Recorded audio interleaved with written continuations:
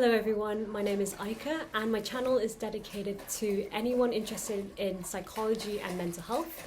And today's video will be based on psychological wellbeing practitioners. So as a part of a series of videos I'm making on psychological careers that you can have in the United Kingdom. I myself have been training as a trainee PWP for the past year, so since October. So I'm coming to the very end of the course now. So I have a pretty good idea of how the training kind of looks like. I've thought about a series of questions that people usually ask around PWP work. And then the second part will be a sneak peek into my life as a trainee PWP, and hopefully that will be quite interesting. However, it will be kind of remote working style as the pandemic is still happening. So for the first question is, what is a psychological wellbeing practitioner? So a psychological wellbeing practitioner is someone who works in IAPT, and IAPT stands for Increasing Access to Psychological Therapies. This is kind of like a movement that started in the UK to, I guess, increase access to psychological therapies. So in the past, so before, I guess, in the 2000s or in the 90s, it was really hard for people to access psychological therapies. And this was a huge issue in terms of people being able to go back to work. And a lot of the times it takes a really long time for someone to wait for the psychological therapy that they need. So the aim of IAPT is basically to decrease these waiting times in the least resource intensive way possible. And this is basically based on the step care model, which is the idea that people should get the therapy that is the most effective and the least resource intensive therapy that is available for them. So in the context of IAPT and in terms of what PWPs do, we work with people with mild to moderate symptoms of low mood or anxiety disorders such as phobias, generalized anxiety disorder, and also panic disorder as well. We work very closely with other primary care services, namely the GP. So we're in constant contact with the GP. So second question is, what do PWPs actually do? So PWPs basically mostly do triaging, assessments and treatments. So for the first one, triaging, in our service we combine triaging with assessments. So within the 45 minutes to an hour, we basically decipher whether someone is appropriate for our services. So triaging is basically choosing whether the service is right for them, and also whether we're a good fit or whether they need to be signposted elsewhere.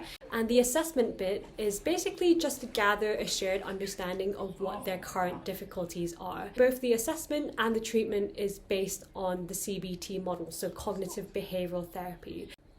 In terms of the treatment, PWPs usually offer 4 to 6 sessions of guided self-help.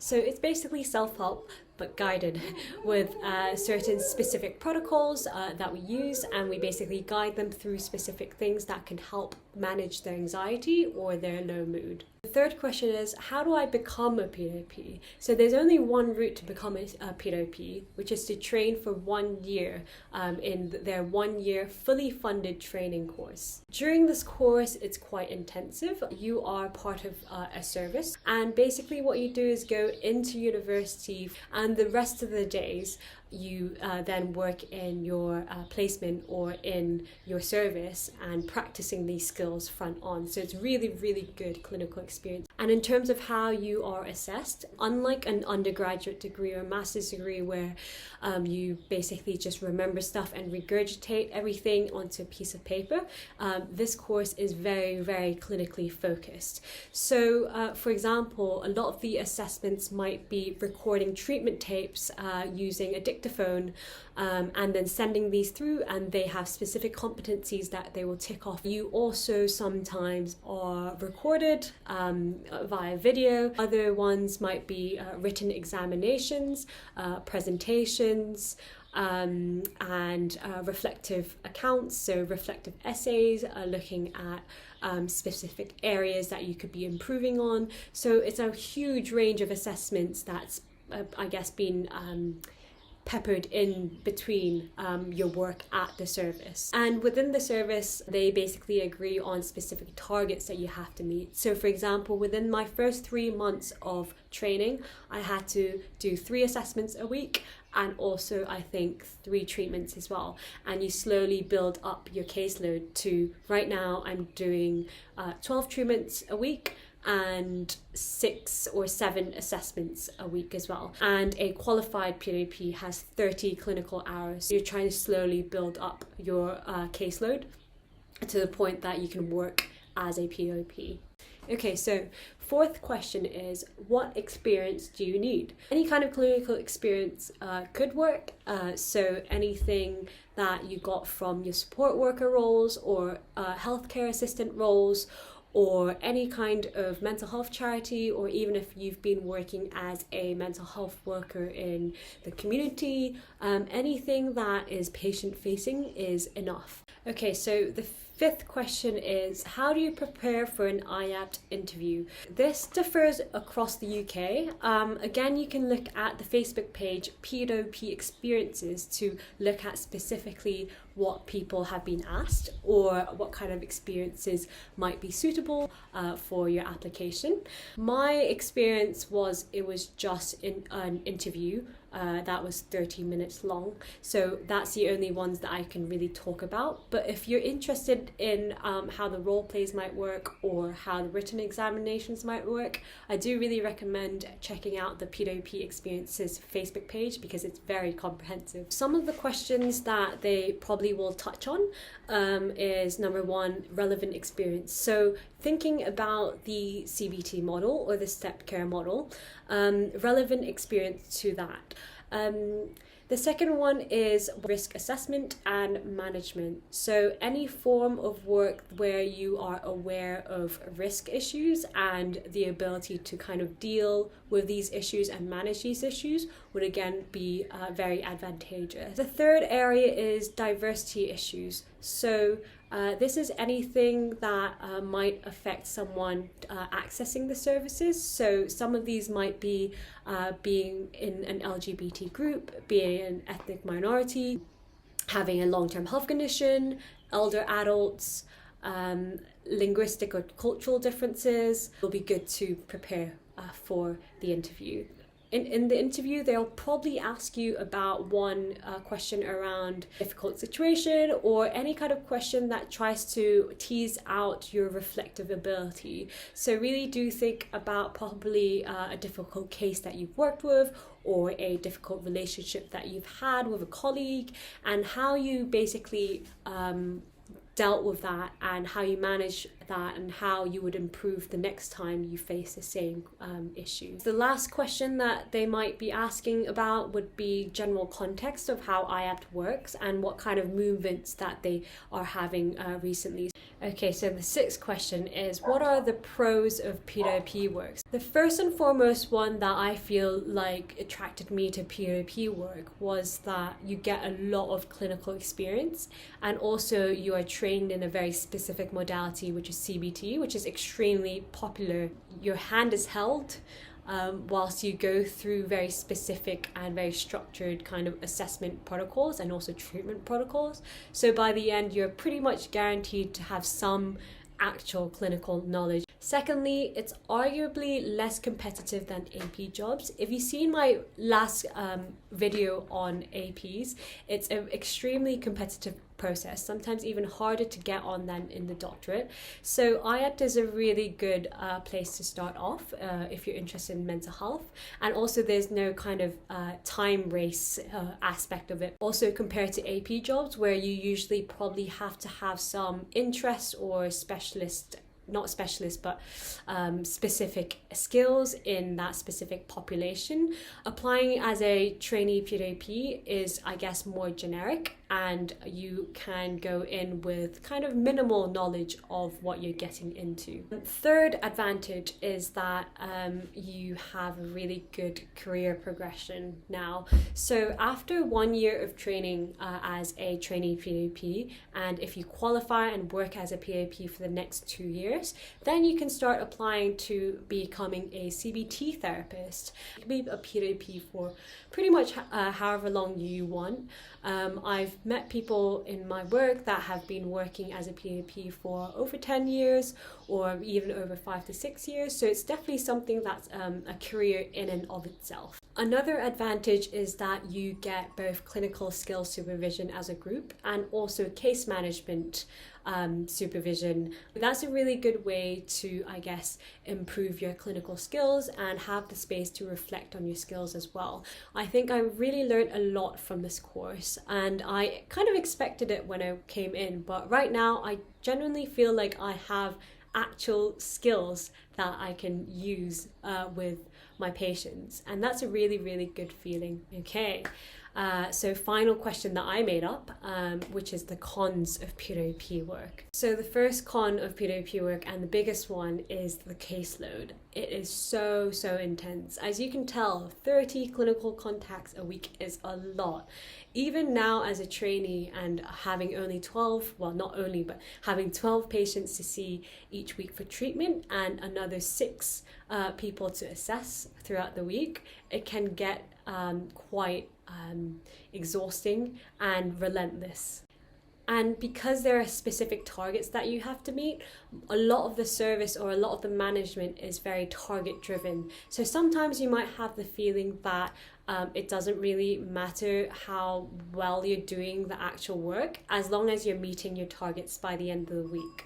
Some people have found that IAPT work or PWP work is quite dehumanizing, or you feel like a cog in the wheel, or you feel like it's been McDonaldized. So you feel like you are basically churning out therapies over and over again. Another con is that a lot of times patients might present much more complex than what you train for. So these things often get brought up, but luckily we do have kind of case management to work on that, or in clinical skills just to reflect on some of the more nuanced things that don't get touched into the course. However, a lot of times you do feel like you're trying to pigeonhole or fit people into very specific protocols, even if they don't exactly match too well. Another con is that for those who are curious or interested in other modalities other than CBT, then PWP work can feel a bit limiting in that it's just focused on the CBT model and not any other models. Lastly, for those interested in research, there's not a lot of opportunity for you to engage in research in IAPT. Now, just for some questions that I've been asked on my Instagram page when I asked whether anyone has any questions. So the first question is, how did I find the course? So I found the course extremely interesting. And it was definitely a huge learning curve in the beginning because there was a lot of things to go through and assessments. So assessments to look at your own competencies came really, really quickly. The course itself was, very demanding, but at the same time very rewarding. That said, once you've learned all the stuff that you need and you constantly use that knowledge over and over again, it can feel a bit like stagnant. I'm not there yet at all. Next question. Hiya, wondering, with PWP work alone without much research experience, is it enough for the doctorate? This comes back to the first video that I made. If you don't have much research experience, you probably need the research experience, but if you've already had a bachelor's in psychology, you've already had research experience from there, so that sometimes is enough to get you an interview. So I've seen a lot of people who have just been PWPs before and have been able to get on simply because they've shown that they are competent academically. Okay, next question. Are PWP roles less competitive than AP roles? So initially I said, one of the advantages of PWP is that it's less competitive. Yes, it's less competitive in terms of like the time race that AP has that PWP applications don't have because there's a set deadline. And also there's like loads of spaces. It might be like 100 or like 50 people at once in one cohort, and there's 3 cohorts throughout the year. That said, it can be equally competitive sometimes, especially if you haven't worked with the CBT model, you're not familiar with the step care model, and increasingly, because more and more people are noticing that this is a route that you can actually take, so more people are interested in this route. But I think on average it probably is easier. Next question is, how long were you doing the PWP work before you got onto the doctorate? So as I already talked about, like throughout the video, I alluded to, like I'm still in training. So I'm 8 to 9 months in and I got onto the doctorate. I don't know how many people get onto the doctorate whilst still training as a PWP, but it does happen in that, like I do know like a few people. Okay, so the next question is it hard to find a job as a PWP once you qualify? I'd say probably not, because PWPs are constantly in high demand right now, and services are getting more and more funding each year pretty much, compared to AP jobs that like come and go within the hour or so, and AP jobs being cut. For my service, we've expanded so much that we need, I think, 2 new deputy managers now, simply because there's just so many people that they're taking in as new PWP workers or new trainees. Next question is, would you recommend the training for someone that is very, very familiar with CBT? Yes, definitely. Or maybe not, I don't know. If you already know a lot of CBT, this might be reductionist or simplistic for you, but with someone with CBT knowledge already, you'll definitely probably have a much bigger chance of getting onto the course, if that's also a question that you're asking. Last question, is it necessary to have a different qualification to become a PWP? I have a master's in psychology. So as I said in the previous part of the video, you must do the PG cert, so the postgraduate certificate in low intensity cognitive behavioural therapy. Right, so we've come to an end of the kind of Q&A style video now. Now I'm going to be showing you how a day in the life of a trainee PWP is, but quarantine edition. Quarantine edition. So I have recorded myself throughout the day. So hope you enjoy that too. See ya. Good morning, everyone. It's 8:18 right now. I just woke up, took a shower, put some makeup on because I'm filming. I usually don't put makeup on. And I usually wake up at 8:50, so like 10 minutes before work. This morning I'm planning to eat my cereal, make my coffee, post something on Instagram because I have a new Instagram page right now, and I'm thinking about writing about borderline personality disorder, so I'm going to make that. And then I also, if I have time, edit some of the video that I did 2 days ago around working as an assistant psychologist. And yeah, so quite a few things to pack in before 9 a.m.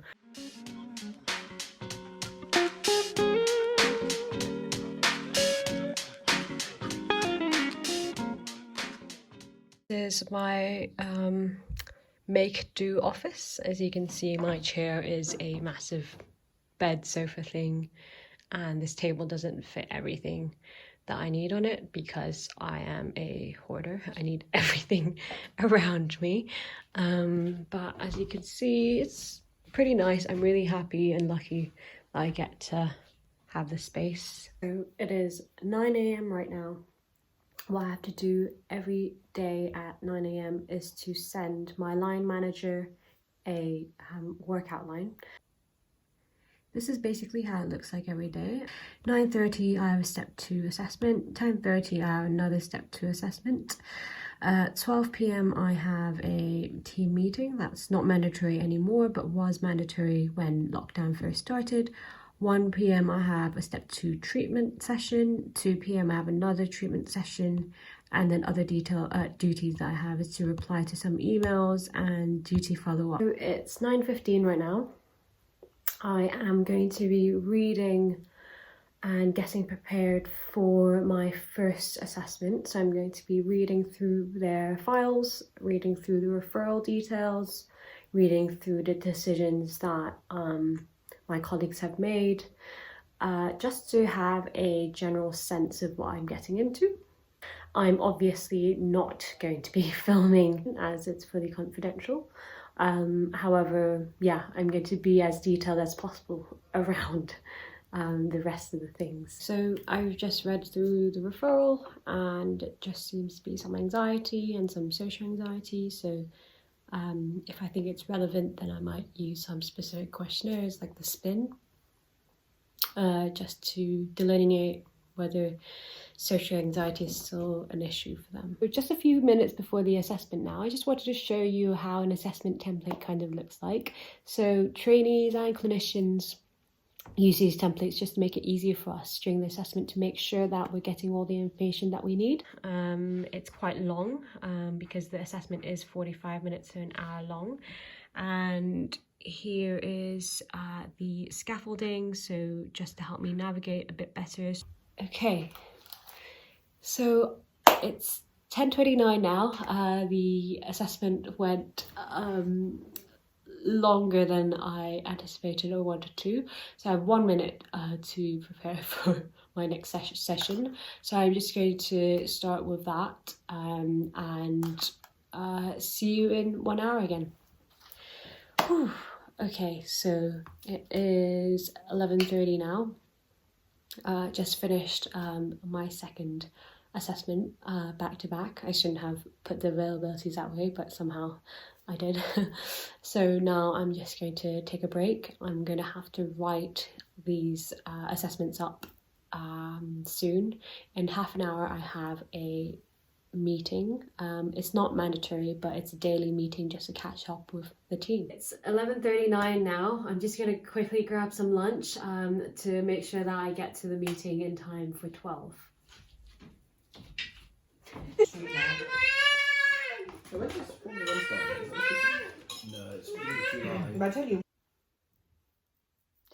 Okay, it's 3 right now. I just finished 2 treatment sessions, not back to back, which is really good.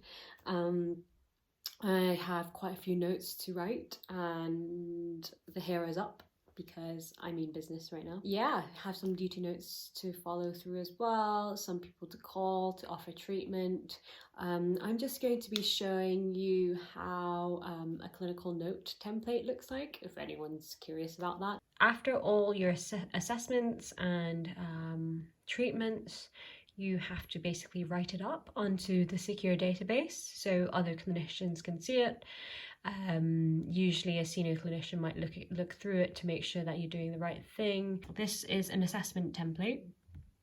So confidentiality issues, registration details, these are COVID specific ones that we have added. Again, this template I made myself, and every clinician has a different one. It doesn't really matter too much how it looks like.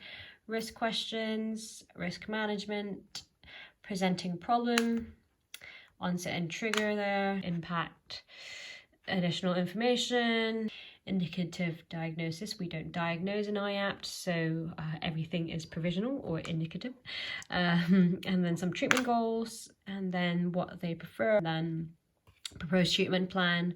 I write what I propose and what I've agreed with the patient, or what we kind of discussed, and what kind of limitations there might be. And this is where the duty supervisor looks at to see whether I made the right decision based on the assessment that I just made. And then I basically write down what the next expected contact is.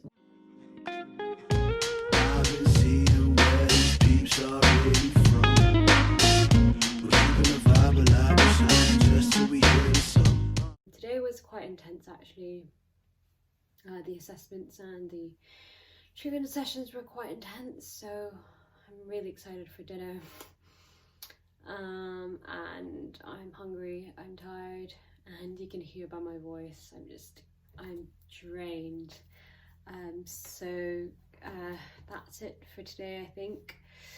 What I'm gonna do now is basically just wrap up everything as it's a Friday, and then yeah, call it a day. Thank you for joining me for yet another video. I really hope you enjoyed it. If you have any questions or comments, please leave it in the comment section below, or if you have any requests of future videos that you'd like me to make, then again, comment down below or DM me privately on my Instagram. I post there regularly about my insights and reflections on my clinical work and also on general psychology that fascinates me throughout my bachelor's and master's degree, and also through my extra reading. So until next time, bye.